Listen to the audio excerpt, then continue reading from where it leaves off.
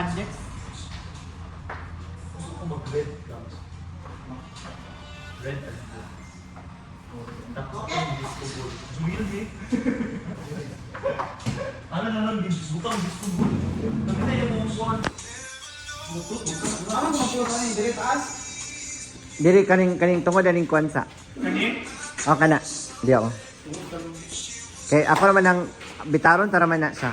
Para hagdan ko din eh. Kasi lalong kung may ulan. Ang isa rin noon dito sa Pikas. Ana siya? Oh. Yan. Time check, it's 11 p.m. in the evening. So, overtime tayo ngayon. Kasi, bukas ng umaga yung ating event.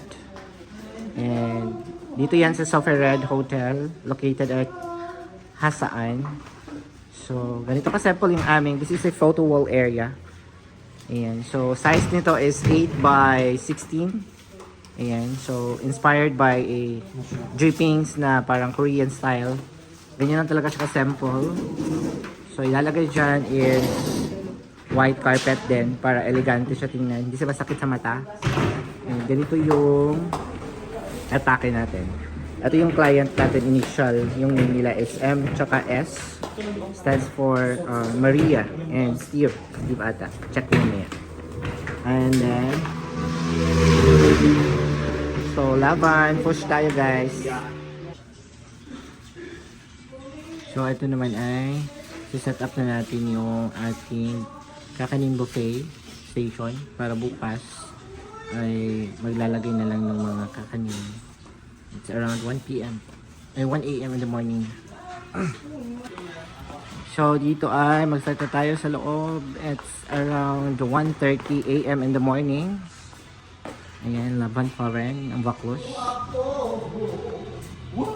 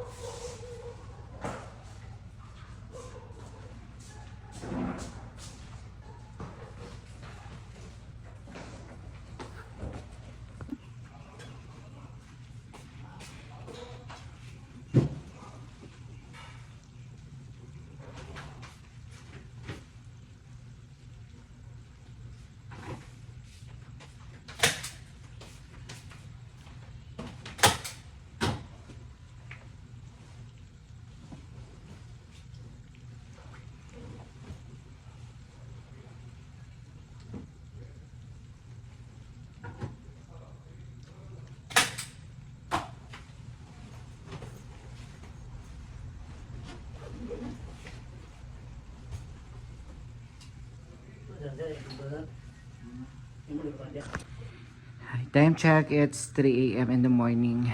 Antok-antok na talaga. And then, ito na set up na namin yung buffet. Bukas na yung final touch namin. At Yung mga kakanin bukas na rin. Ayun, nakapag-skirting na tayo ng rose gold na tela. So, ganito pa rin yung setup natin. Ayan siya. So, ayan. Ganyan siya. Mahaba yan. Tatlong table yan. Tatlong table. And yun. So, ganyan yung setup natin for the kakanin station. And then, ito is package. May mga packages kasi ako for kakanin. And I think this is silver ata to. Silver. My gold and then my parang parang ano siya. All in. Ganun. So ito is parang silver. So this is worth 10,000 pesos. So mga tatanong, this is worth 10,000 pesos. Yung setup is as is na, bali kasama na yun sa package. Pero sa 10,000 is kami mismo yung mamimili ng aming design for your buffet station, kung ano lang yung available namin. Pero pag new setup naman, that cost 15,000 pesos for a new set of design. Ayan, so yan yung explanation natin.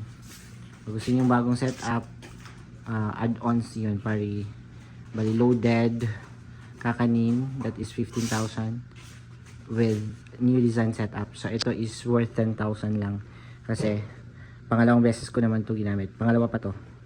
So ayan.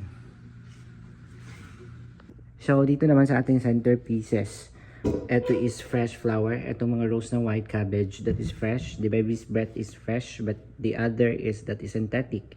So nagmumukha siyang gaya ng mga ganyan. Nagmumukha siyang fresh is because hinahaluan natin ng fresh. And gusto ko yung ganitong vibes lang. Depende din kasi sa mga stylist yun. So, sa akin, low centerpiece lang.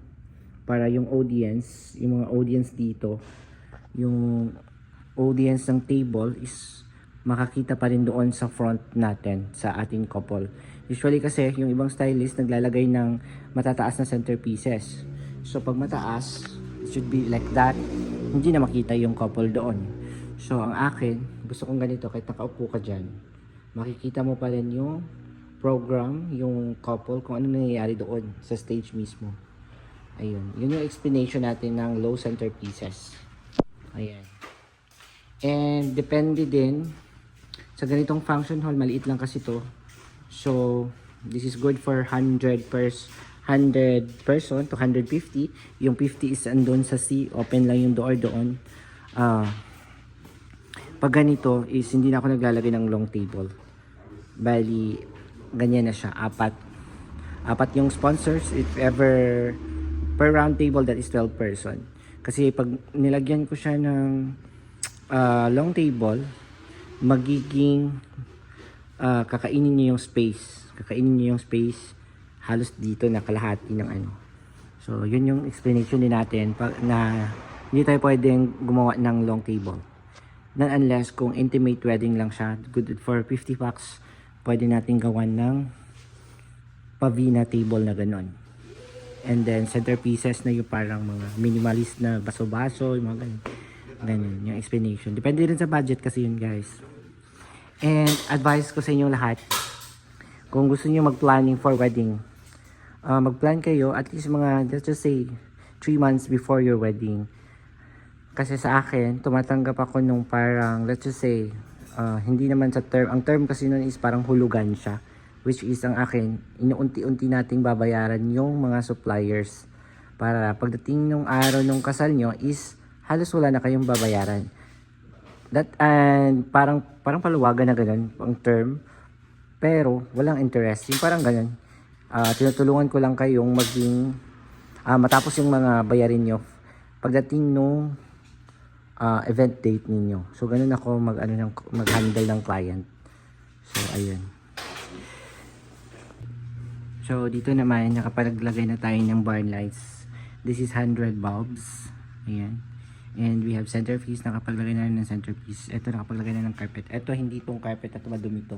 So talagang sinadya namin yan para hindi maapakan. So ito yung bali bukas. Sinilagyan lang namin ng lumang para hindi siya tanggalin na lang siya pag mag-start na yung Kasi this is disposable. So, ayan siya. Ganyan. Ito, baka sabihin yung madumi. Hindi yan madumi. Talagang sadyang, ano namin, nilagay muna namin yung, ano, para hindi madumihan. So, bukas na yung lights and sounds magsiset up. Ganyan. So, laban pa rin. Push, push, push. Ganyan. Ganyan yung aming center. Ayan. Cascading yung gilid-gilid. Ayan. So, ganyan lang ka-simple talaga. Simple setup lang siya kasi ito yung pinili ni Madam na package sa atin. Actually, it's not a package. Hindi ako tumatanggap ng package. Ano talaga siya? Individual suppliers. So, sa lahat ng magtatanong, PM niyo ako kasi magsiset tayo ng sarili niyong package. Hindi yung package na all in. Kasi may mga clients din kasi na gusto nila. May example, let's just say sila yung mag-provide ng cakes. Sila yung mag-provide ng ganito, ganyan. So, ibabawas natin yun sa all quotation. So, ganun ako mag-costing ng events. Individual suppliers, tapos final quotation. Magsasuggest ako ng local or high-end suppliers, ganun. So, ay, thank you Lord. Medyo natapos na rin. Bukas na yung final touch. Yung lights, bukas na rin. Ayan, laban lang tayo sa live, guys. So, tapos na rin kami sa aming photo wall area. So, lights na lang yung kulang. Bukas na lang yung lights lalagay. Ayan. And then, yung ating easel board. Ayan. Tapos na lahat. So, bukas na lang. Bukas na lang ulit.